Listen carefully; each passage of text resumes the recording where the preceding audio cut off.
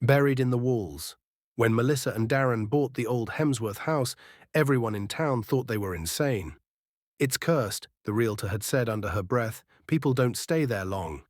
But the price was unbeatable, and the charm of the Victorian-era house, despite its sagging roof and creaky floors, was undeniable. For a young couple eager to escape the city and start fresh, it felt perfect. The town's warnings, they assumed, were based on superstition. They moved in on a crisp October morning. The air smelled of pine and damp wood. Melissa was the first to notice something was off. "It's too quiet," she whispered that first night, lying in bed beside Darren. The only sound was the wind brushing the trees outside. He laughed, brushing her hair aside. "That's what we wanted, remember? Peace." But the quiet didn't last. On the third night, Melissa woke to a scratching sound, faint but insistent.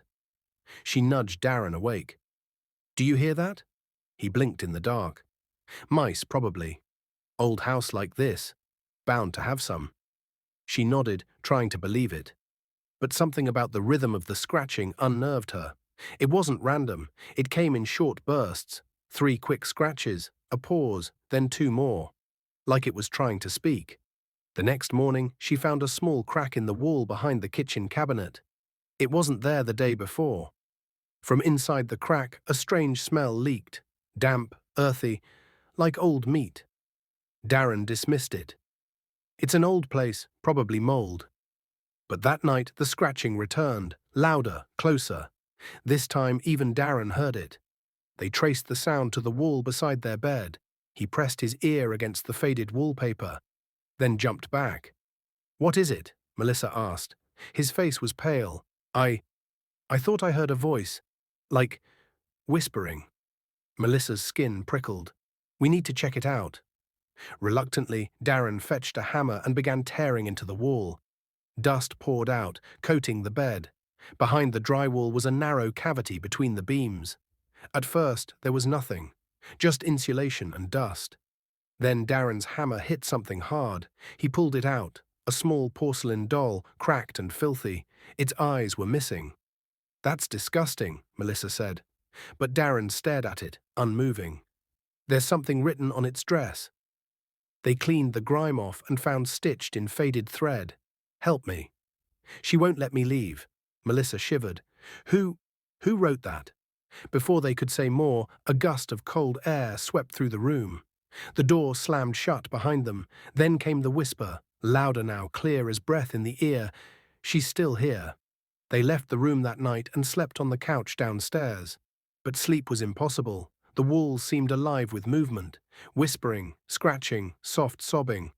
By morning they had made a decision, leave the house and never return.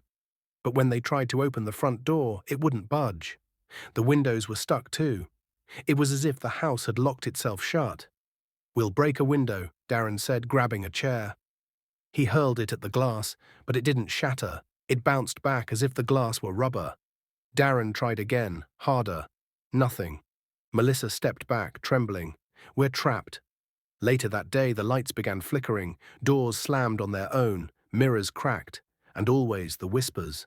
They tried to call for help. No signal. The landline was dead. That evening, Melissa found a door in the hallway they hadn't seen before. It was half covered by a tall cabinet, hidden by dust and shadow. She called Darren. They pried the door open. It led to a narrow stairwell descending into darkness.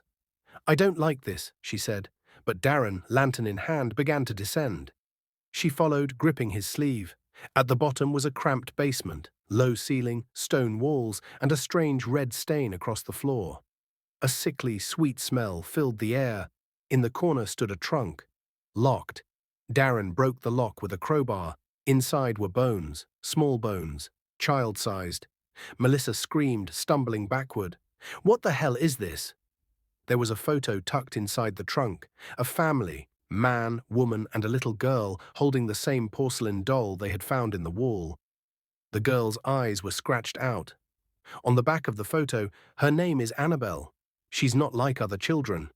Then the whispers returned. Closer now, clearer. They weren't whispers anymore. They were laughs high-pitched, childlike, cruel. The lantern flickered and died. They raced upstairs, but the door at the top was gone, vanished. Just a wall now, trapped. Days passed, or maybe hours. Time lost meaning.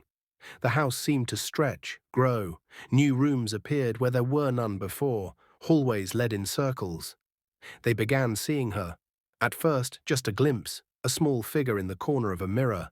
A girl's laugh echoing through the vents. Then full sightings. She appeared at night, standing at the foot of their bed.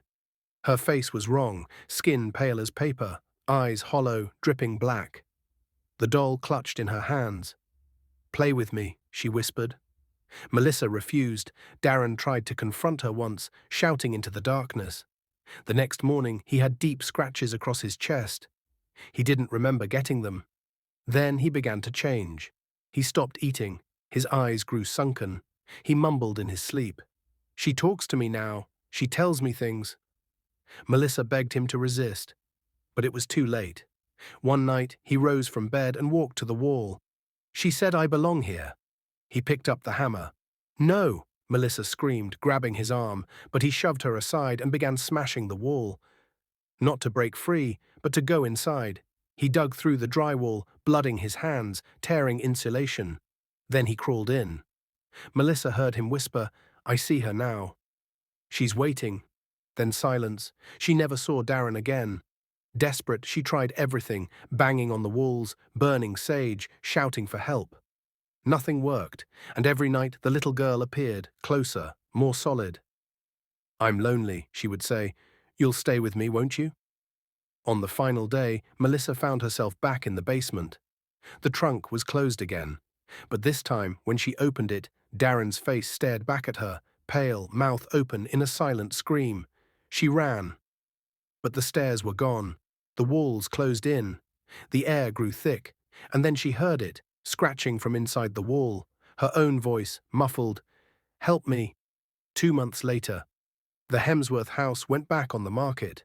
The listing made no mention of its history. The new couple that moved in was charmed by its antique beauty. Their first night there, they lay in bed, smiling at their luck. Then came a sound, faint, rhythmic. 3 quick scratches, a pause, then 2 more. From inside, the walls, the end.